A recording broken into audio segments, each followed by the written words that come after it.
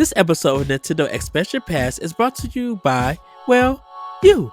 If you want to learn how to support Nintendo Pop Like and the Boss Rush Network, head on over to our Patreon at patreon.com/Boss Rush Network and see which tier is right for you. Thanks for your continued support.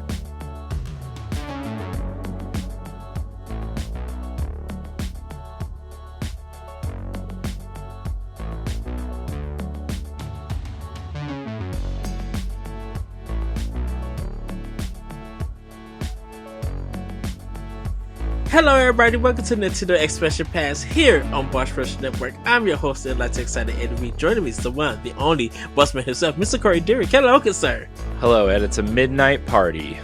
Yes, it for is. Expansion Pass because there's literally no time in between now and the time it posts where we can record. So this is how this works.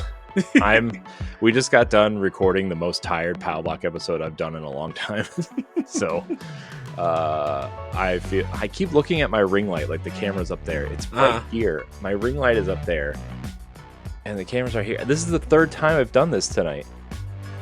Oh my gosh, Ed, I'm done.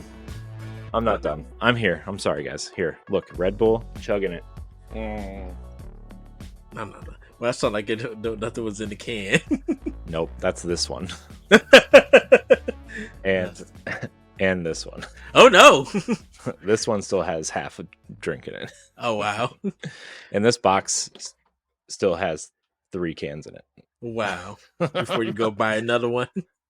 No, I already bought another one. Oswald's sitting on it right here. Oh wow! No, the next package comes on Thursday. Oh, wow.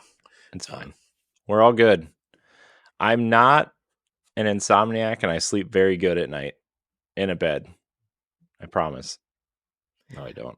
I mean, I can't confirm because of PAX. Which is weird because you just like Ed, you snoring. I'm like, I snore? I'm like, yes. Really? Very loud. I think that was that sound came from somewhere else. No, you and Pat have 2 very distinctive snores. Someone would have to like video record me I'm sleeping. No, that's just weird. Videotaping while sleeping. So videotaping to hear the sound. If you say so. Because I don't feel like snoring or anything. Yeah. Well, anyways, I just want to hang out and say we're just going to hang out. Yes.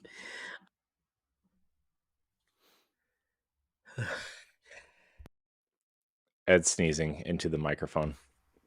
Long pause. It's cool. Okay. So, well, actually, I kind of have a question to ask you. There was a story about Nintendo not letting Epic use Samus in Fortnite because they wanted her to be only exclusive to Nintendo. And some people had a field day or a meltdown and be like, they must not want money, blah blah blah, this and that. And I kind of was wondering, Corey, do you think fans are getting tired of Nintendo gatekeeping their characters? Nintendo gatekeeping their characters? Mm-hmm. You mean like, are you talking about like the Metroid Fortnite thing? Yeah. Who cares? Gosh, who cares? Everybody just wants all these companies' games on other platforms. Just stop. No, I don't care. It's their IP. They can do whatever they want. Next. Well, sorry, I was being mean, but still, it is kind of annoying though, right? I mean, it's just like, it's really annoying to, and I get that Nintendo has been a lot less open than other companies, but also Nintendo is operating the way that companies have operated for hundreds of years. Mm-hmm. So, I don't know. I just think in this world where everybody feels like they need to own and have everything and don't have to pay for any of it, or they deserve to own one console and play these games on another console. Sea of Thieves being the highest pre-ordered game on PlayStation, and stuff like that, and Fortnite having this crossover metaverse thing, right? It's yeah, I think a lot of people were really wanting Nintendo to participate in the crossover, and Samus was, Fortnite had reportedly already created the model, and Nintendo put the threw the hammer down, um, which is kind of weird that like the thing is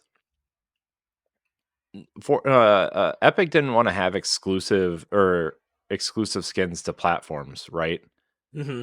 But the Onyx colored versions of Master Chief and the Gears characters are Xbox exclusive. You have to play Fortnite on Xbox to get those skins. All right. And so I don't know why Epic was being strange about that. Like, I guess because you can technically play as Master Chief on PlayStation and Switch or on PC, right? But Yeah. uh the Onyx version, you have to play it on Xbox to have that skin. I don't know. But still, I don't know. I think there are literally thousands of skins in Fortnite. Do you really want 50 Samuses running around on the same map? Like, no. Who And cares? then people taking that character model and modding her on PC Yeah. to, I mean, I don't think mm, that's as big of a deal as people think, especially because mods aren't a thing in Fortnite. Um, mm-hmm. Oh, people I will mean, try though. ripping those character models out of Unreal Engine, I guess, is probably relatively easy uh, for people who know how to do that stuff. I guess I didn't think about it that way, but I don't know, man. I don't really care. Nintendo has always been protective of their IP. I am not surprised nor Hmm. mad because Nintendo has already set those expectations for fans, and they have for I don't know since they stopped putting Donkey Kong on the Atari and putting it on the NES because that was their hardware. So Yes. I don't know, man. I don't care. I really don't care. Nintendo has always been protective of their IP, um, and so that's who cares. I don't care. I really don't care. It just still shocks me that people are shocked that Nintendo still does this stuff. So, and I'm not being a Nintendo like supporter or cheerleader, right? It's just Hmm. they've already set those expectations. They have for us for, you know, ever since online gaming was a thing and people wanted, the Master Chief and Metroid crossover first person shooter when Halo 2 and Metroid Prime came out at the same time, right? Or um it's just I don't know, man. I think it's a little bit strange that people still think this. Well, I kind of wonder if what would happen if Nintendo did like like Mario, let's just say, like if he not losing his trademark or copyright, but ends up going in public domain. Hmm. Uh, what do you think would happen? You Well, know, like of course all the gamers are going to be like excited because Mario now is public domain and people could do whatever they want with them. well, I don't know if public domain in Japan works the same as it does in the United States. Hmm. And maybe it does, maybe there's some sort of public domain style thing because I mean Castlevania, those are all existing characters in the Dracula lore. Yeah. That all those characters, even Alucard exists in Dracula lore, right? Outside of Castlevania. So and I just so I guess if you kind of want to look at it backwards, Castlevania is kind of what you would look at, but Hmm. um I don't know in my opinion, Nintendo will fight forever. The way that Disney fought for Mickey Mouse for so long, you know, uh, Yes. and got that copyright stuff changed from, I think they started in like the 60s or the 70s. I think it was the 70s, right after Walt Disney died, that they Mhm. started fighting to keep Mickey Mouse out of the public domain, and they succeeded all the way until this year, right? I mean, and even then, like, they got the copyright changed to where it's each version of Mickey Mouse will enter the public domain after 95 years. It's not just Mickey Mouse, like Steamboat Willie, and I think the next one is Plain Crazy Mickey Mouse will enter public domain, but it's still like it's only those versions of Mickey Mouse, right? Like the weird, so Disney Illusion Islands version of Mickey Mouse. Let's use that as an example because that's like Yeah. the most recent redesign, I think, in recent memory. That version, when did that game come out? 2022, Uh, 23, I think. Last. 2023. Yeah, last year. Okay, so Yeah. if that game came out in 2023, that game will enter public domain in 2118. That Wow. doesn't even sound like a real year. Exactly. But you know what I mean? And like the trademark of the trademark of Mickey Mouse will like always, I mean, it'll always be I think tied to Disney until everybody that remembers is dead, Hmm. and even by then we'll probably all be part of an AI consciousness somewhere anyway. Well, you know, the generation under us will all be dead by then. But it feels like stuff like that, just with the Disney stuff, it's the bad movie horror, like B Yeah. rated, C rated movie stuff. Yeah, but And that's what they always do with kid stuff though, right? As soon as kid stuff goes into public domain, the first idea anybody has is, "Oh, let's make it scary." Mhm. And it's like that's the lamest idea you could possibly have, you know? I just wondered, like, if Nintendo characters end up in the public domain, how many developers are going to make games using Mario Yeah. and using their own vision of Mario, and stuff? Because it's just like, well, Nintendo don't hold the rights to it, um, and stuff. Like, our developers, um, well, that's too much in the future. Let's just say hypothetically, the developers of now, if they were to, use Mario in a public domain space, gaming wise, will these developers be able to do it justice? I'm like, Insomniac. I think Insomniac would probably be the best. Uh, being able to use Mario, because their platform games really have a nice quality to them, I should say. Hmm. you know but like, will we see um a Tim Schafer version of Mario? Yeah. Like, how many developers would jump on the chance to make a Mario game? Doesn't Yeah. mean it has to be a platform, just a game. Yeah. I mean, I could see a future where Nintendo starts, I mean, I think that's why they keep creating new IP every generation, right? And like, Hmm. I mean, if you want to be fair, I guess, like Mario isn't going into the public domain when Super Mario Brothers goes into the public domain. He's going into the public domain when something like Wrecking Crew or Donkey Kong comes out, right? It Hmm. goes into the public domain, right? So because that was the first appearance of Mario, or tennis or golf or something, whatever one of those games were. I think probably Donkey Kong, right? Was his first appearance, or was it Wrecking Crew? I don't remember. Donkey Kong.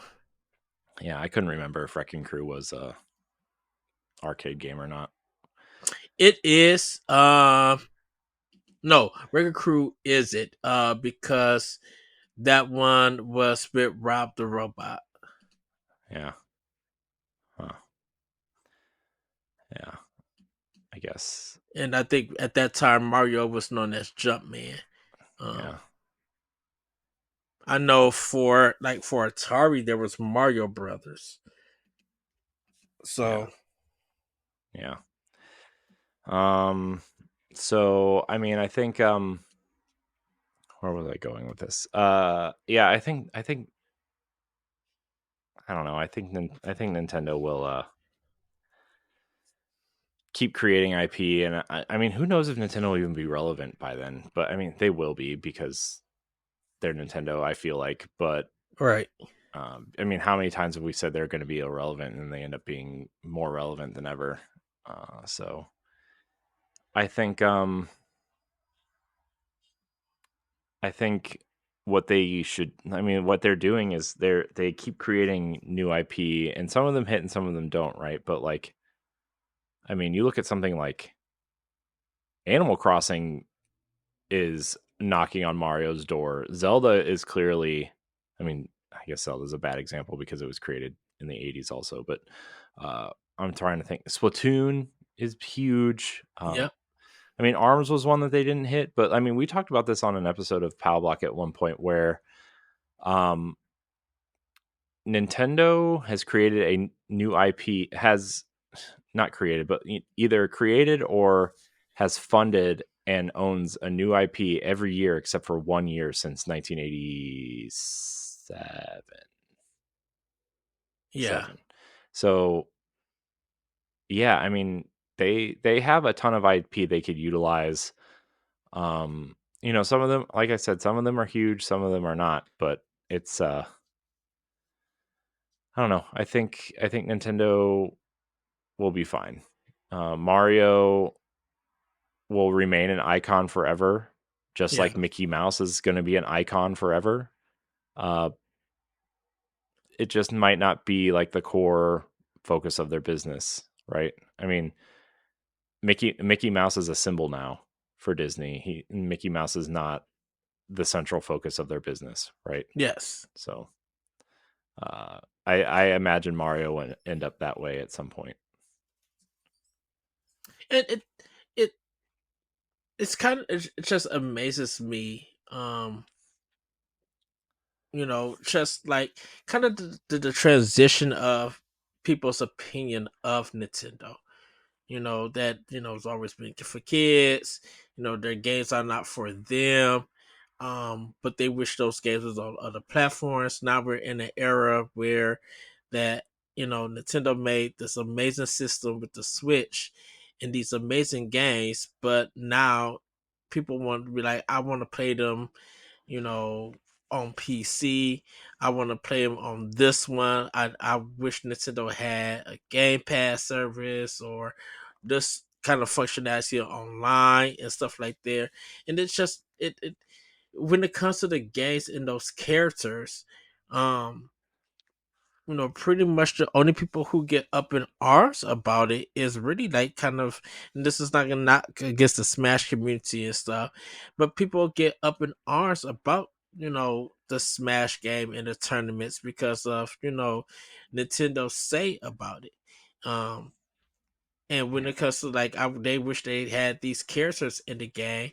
Uh, I think a lot of people just got this, still got this vocal point about Nintendo in their ways, I Hmm. should say. You know, Yeah. I mean, Nintendo's always going to be stuck in their ways, and that's fine. I mean, it's Nintendo, right? I mean, like I said, they've created expectations, and people are going to have to deal with it forever. Whether unless there's some huge drastic change or takeover at Nintendo, like I feel like they are a company that runs on tradition.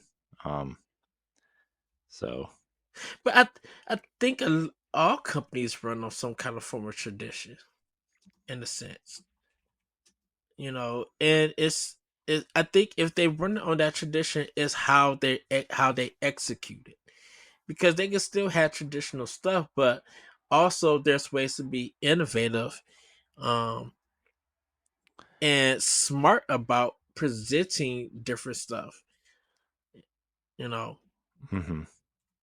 like I think. Because like the question I asked earlier, it's just like why people feel mad that Nintendo keep gatekeeping their characters.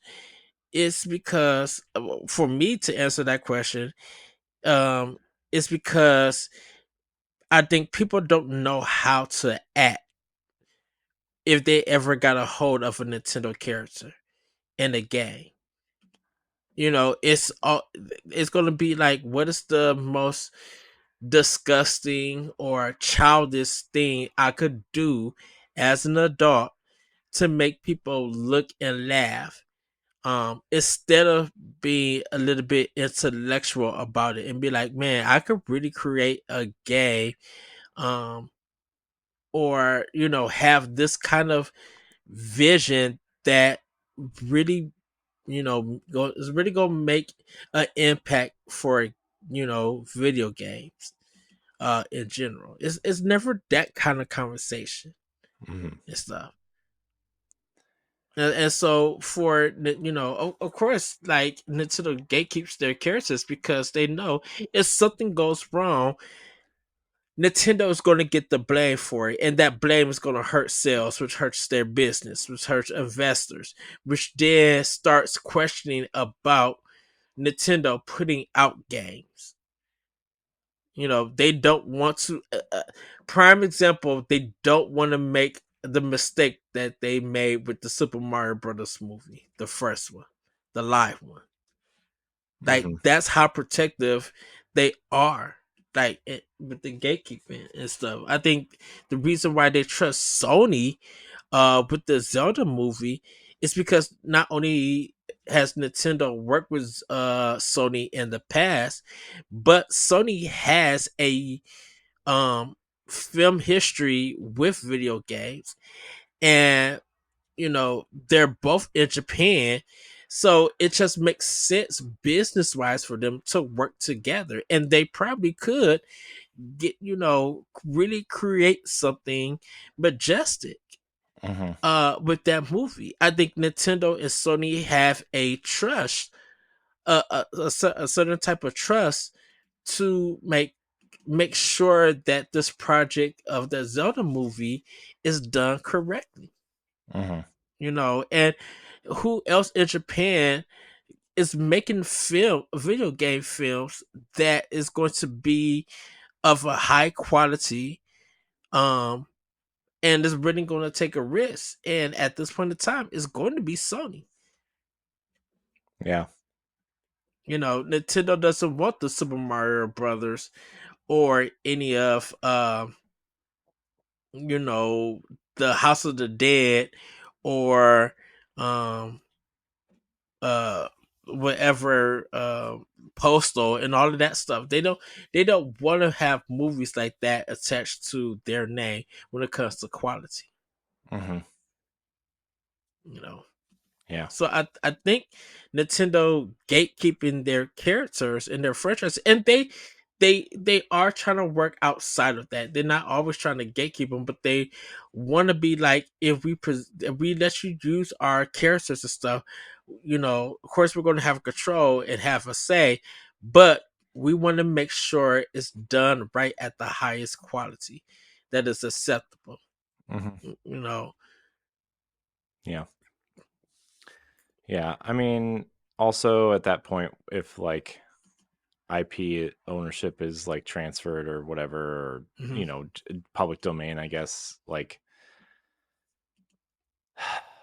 I don't know if Nintendo has any control over it. I mean, Nintendo won't have any control over it. That's the point of right. public domain. So I think, I mean, if you want to see, I mean, Nintendo obviously clearly has um, opened up a little bit of working with other studios to handle their IP. I mean, Mercury Steam is a great example. Koei Tecmo is a great example. Yeah.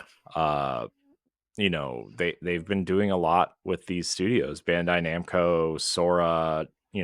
Like there's a lot of studios out there that make their flagship IP. I mean, it's they they let Microsoft do Nintendo stuff for Minecraft.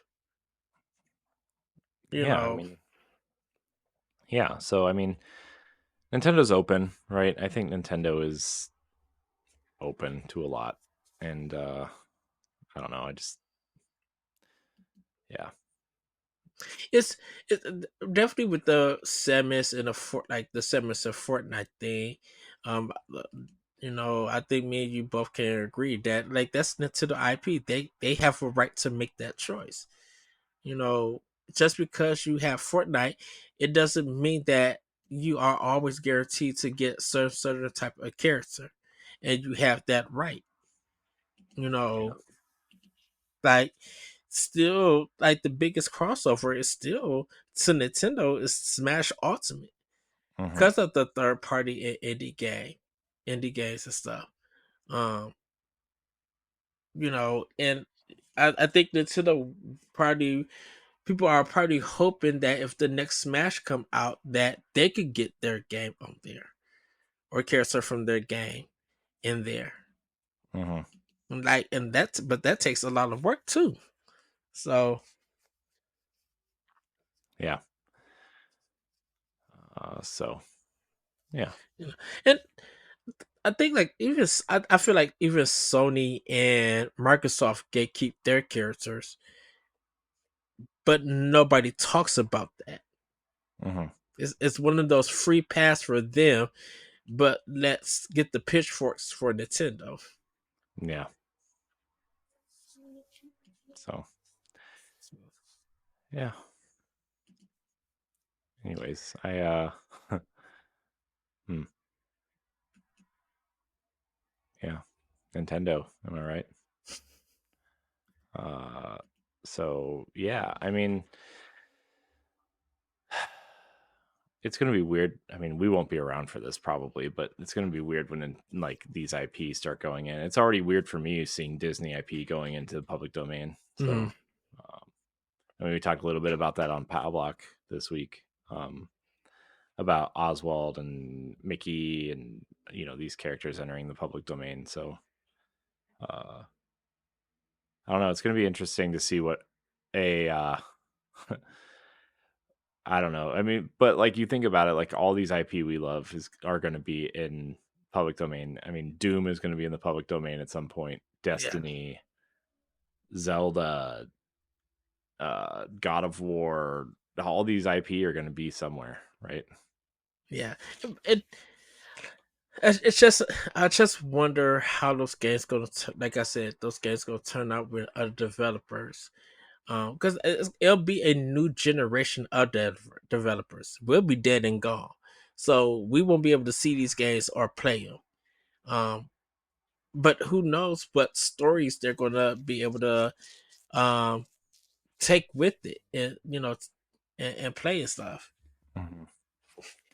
Like, will AI be have his act together and start making video games? Who knows? Yeah, who knows, right? So Uh, I don't know. I think, ouch, ouch.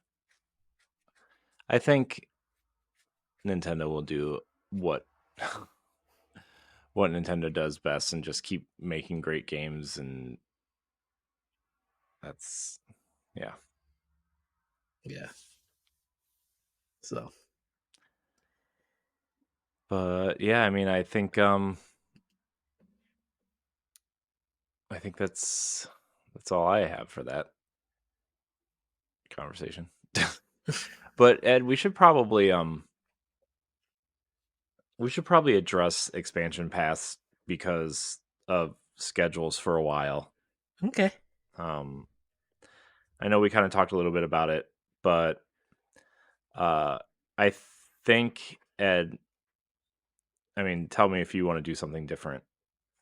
Um but I think what we're going to do is kind of treat expansion pass as a special one-off every month of just like an extra, not like an extra episode of Nintendo Power Block, but um I think what we want to do is treat it more like how we treat book club for Boss Rush podcast. Um More of like a once a month extended episode with and it won't be like a spoiler cast. You probably usually will not be a spoiler cast. It could right. be, but have like we'll have like segments specific to expansion pass, and uh, obviously we'll have patron questions there, and make it early for patrons and stuff like that. But more of like a 2-hour hangout session for me and Ed, instead of a let's make 4 separate smaller episodes where we don't really talk about anything, because we don't have topics, because we're both super busy and doing other podcasts and other things, and life and work and life and life. uh, but I think expansion pass, we've been trying to figure out what to do with expansion pass for a long time. We've experimented with certain things. We've tried different topic ideas. We tried to make specific topics on specific weeks, and I think expansion pass is good for us, but I don't know. I just, man, it's getting hard with schedules and stuff. I mean, it's after midnight for me, and we started recording this 30 minutes ago. So Mhm. it's you know I I just want to make sure that we're putting out a quality podcast, instead of and if this was Nintendo Power Block, it would be totally different. But expansion pass is the expanded show for Power Block, and I think there's a little bit of room to adjust on the fly. Yes, I would love to do this every week, and we have been the entire year, which is amazing that we've gotten this far. uh, but also, like, I think I think we need to do better of making this show a real show of, like, like, it has real meaning every month when it comes out, and not just us blabber. I mean, there have been times where we literally don't decide the topic until after we hit the record button, and one of us is usually thrown off. And by one of us being thrown off, it's usually me. But I mean, what do you think about that? You know, um, I mean, what do you think about expansion pass? Expanding the expansion pass in a sense. Yeah, you know. I think it probably will work for us due to our schedules. And work stuff, and just give people a heads up on my side. um I am a traveling shift manager for my job, so my schedule just differs week to week because I'm at a different store closing or opening or doing mid shift, and it gets hard when um you're traveling to different stores. And I'm not mad about it. This just it just happened because we got extra managers at my job, but a lot of the stores in my company or in the company don't have enough managers. And so um in order to have coverage and stuff, or and even have hours just personally for myself, I had to go and work at different stores. And most of the places that I go to, I'm working at night because they don't have no night managers. And that stuff affects my podcasting schedule. um and it's literally been like this since like last year, and I didn't get that position or that title since until like about February. Hmm. um Corey, you could attest to that because I tell you my schedule, and I'd be like, dude, I right now I got like 6 keys to 6 different stores, um on top of my own. Hmm. uh, so it's just like if they need help, I gotta go uh and travel to that store because that's like my title, and that's what I'm getting paid for. Um and so to make sure that expression pass is at its best, um we probably had to do, plan stuff out and having these longer discussions, and um not saying giving people what they want or anything, uh but to make the show entertaining and make the discussions have some oomph to it, have some bite to it, that people listen to be able to give their opinion, and whether they're happy or they scream at us when they're hearing the podcast episode. Like, we kind of want to give them something for that, um so I think it's a perfect thing. Which just have to come together with the topics and the stuff to talk about uh with it, because we really don't have a discussion kind of thing for Power Block, and Expansion Pass is kind of our discussion show um that focuses on a topic or different topics. But yeah, like my schedule for me, definitely it's bouncing up and down. It goes crazy and everything, because I'm like, if I'm on call, I'm on call. Hmm. Uh, and everything, and with people definitely at this point not getting hours that they wish that they had, they're not willing to travel to go get those hours. But I am. I got bills to pay, so, and Nintendo games to snack. So, um, like, personally for me, I think that's going to be a better solution for it. Hmm. Yeah, I mean, I agree. I just there's been a lot of moving parts behind the scenes lately here. Um, we're trying to boost certain things and trying to, not spend so much time behind the scenes, I guess, if that makes sense. Um, and we're trying to make sure, again, we're delivering something that is quality, Yes. and and I think it'll be better for us to do that, moving forward. And we may bring it back to every week. We may bring it back to every other week at some point. But for now, I think we're going to do it once a month. And this is not going to count as the once a month for Right. patrons who pay for it early, right? This is going to be, even though this comes out in May, that this will be, you're still going to get this one. But I think what we are going to do moving forward is have an extended episode once a month with cool topics and questions and things of that nature. Um, because I want, and Ed, I know you want to make this quality and you want it to be successful, and